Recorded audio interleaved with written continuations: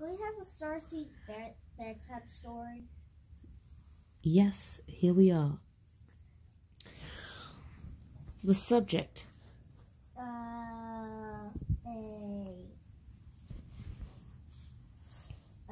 One thing. Quickly.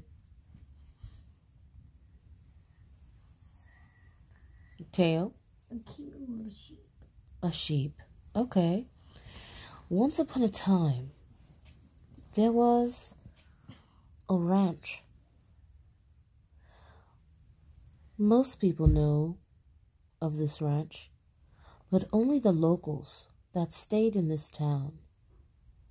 It had a very small population in the middle of the desert, and they called this ranch the Dude Ranch. Now, not to be mistaken by a very popular dude ranch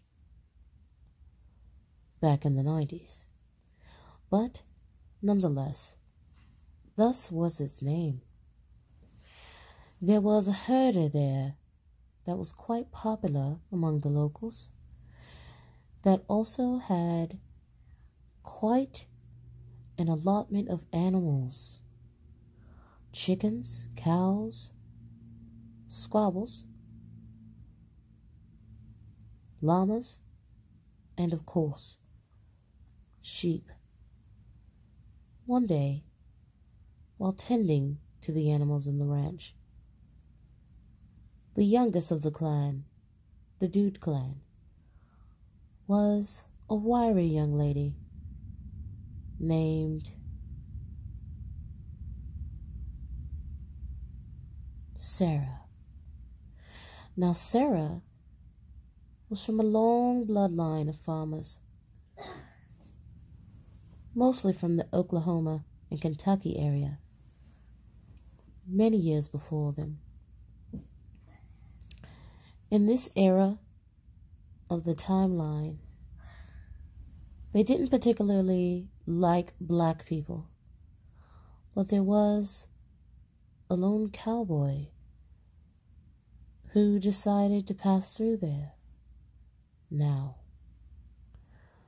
upon this cowboy entering town, he had entered on a noble steed, black as night, with shiny hair, fit for a cowboy of his kind. And he saw the little girl in passing, and he said, "Can you direct me to the nearest saloon?" The girl looked up, for it was the first black person she ever seen in her life, with her bright blue eyes and her hair golden as hay. Didn't say anything to this man, but she nearly pointed in the direction of what he was asking for. She quickly returned to the barn, where sheep was having babies. And there were 2 babies that were born. One was white and one was black. Black as night, as that cowboy. She was shocked to discover such a thing. Well, now the story turns into 2 folds. On the first fork, we pan back to the scene following the cowboy to the saloon. He opens up the doors and he says, "Where can a tired traveler such as myself get something cold to drink?" The music stopped playing. The people in the saloon stopped playing cards, and they looked at this gentleman, some in awe, some in shock, and some with anger and disgust. For like I said before, in these times, they weren't too keen on seeing colored cowboys. Needless to say, this man gingerly takes off his cowboy crown or hat out of respect of being in interior quarters, and walks up to the bar and says, "Good afternoon. Might I trouble you for a whiskey and soda?"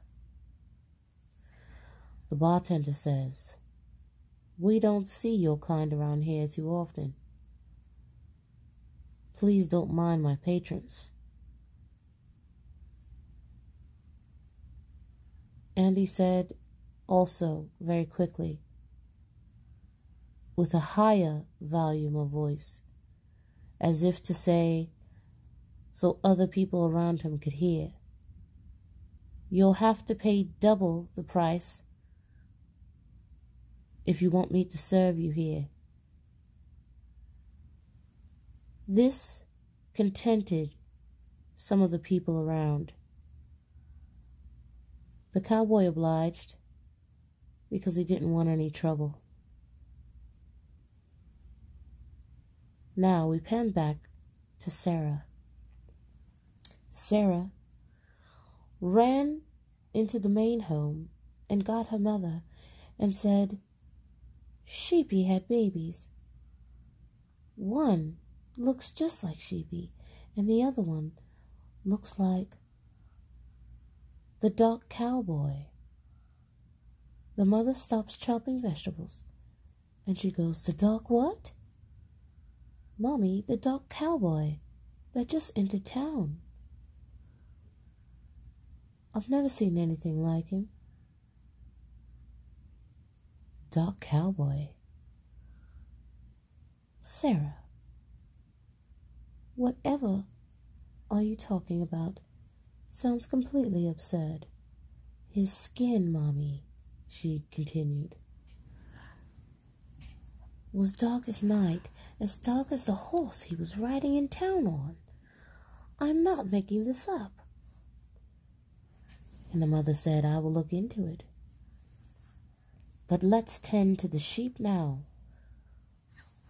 So she goes into the barn, and she sees that there's a white sheep and a black sheep. Was the skin color black? The sheep was a newborn sheep, so it actually looked a little gray, as most newborn animals and anything of human form may look a little newbornish, pale-skinned. Oh. But even with its pale newborn skin, it was quite a few shades darker than the other baby. Now, what the mother told Sarah was this was a bad omen, because in this town there weren't too many dark-colored people around. Now, is this the truth? Certainly not, for black is beautiful. And we continue to pan back to the other side story of the dark cowboy. He asked the bartender, "Is there any lodging for the evening?" And he said, "I'm sorry, I can't let you stay here. People in town will go against that, and I'll probably lose business. My whole saloon may get shut down, you know. I do apologize." But he indeed did serve him his whiskey and soda, and charged him double, and said, "Please, drink quickly and leave." The dark cowboy surely obliged, because again he didn't want any trouble, but he has been traveling for miles, and the next closest town in his direction of journey was at least a day and a half away. So he left out of the saloon, and his horse and him needed somewhere to stay and drink. So he traveled back, thinking maybe if I just go back to the outskirts of town, I might find a little waterhole or something and set up camp there. Passing the ranch that he initially galloped by or trolloped by, he saw Sarah and her mother outside, and Sarah pulls on the hem of her mother's dress and goes, "Mommy, I told you, I saw a dark cowboy. Look, he's right there." And as he was trolloping by the wooden fencing, he stops and he waves to the little girl and says, "Thank you." The mother tells him, "I can tell you are far away from home. I can tell you right now, not many people will find you welcoming." And he responds with, "Well, I just figured that out because I tried to get some lodging at your local dormitories and they refused me service." In a split moment, the maiden decides to allow him lodging in the barn with the animals and says, "Only if you promise not to steal anything." You see, for many, many years before the era we live now, they have considered us thieves. But this dark cowboy was actually a vigilante of justice.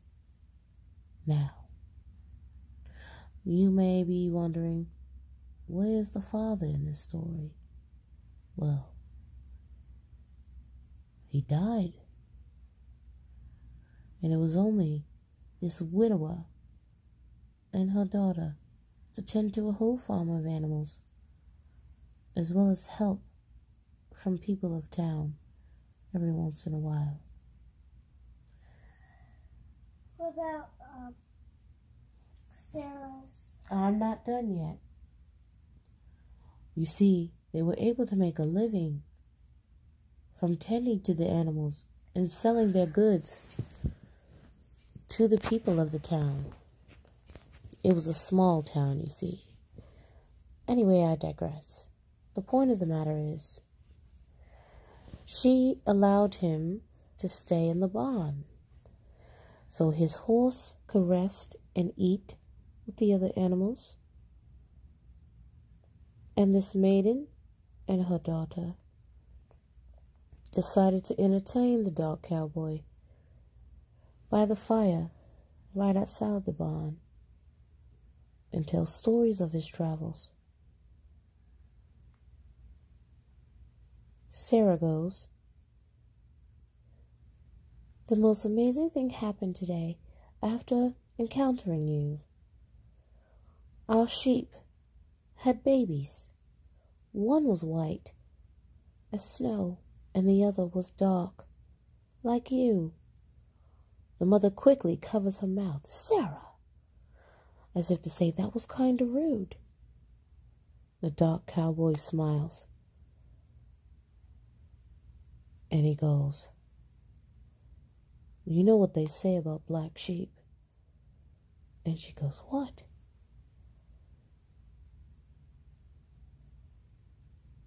"They're chosen. For your sheep to have a black sheep, that means that is a clear sign of change, a good change on the wind." Sarah really didn't understand what the cowboy meant, but he did make her smile. And she goes, "I'm going to call it midnight, so I never forget meeting you." The dark cowboy smiles, and he goes, "Sarah, One day, I will remember this moment too.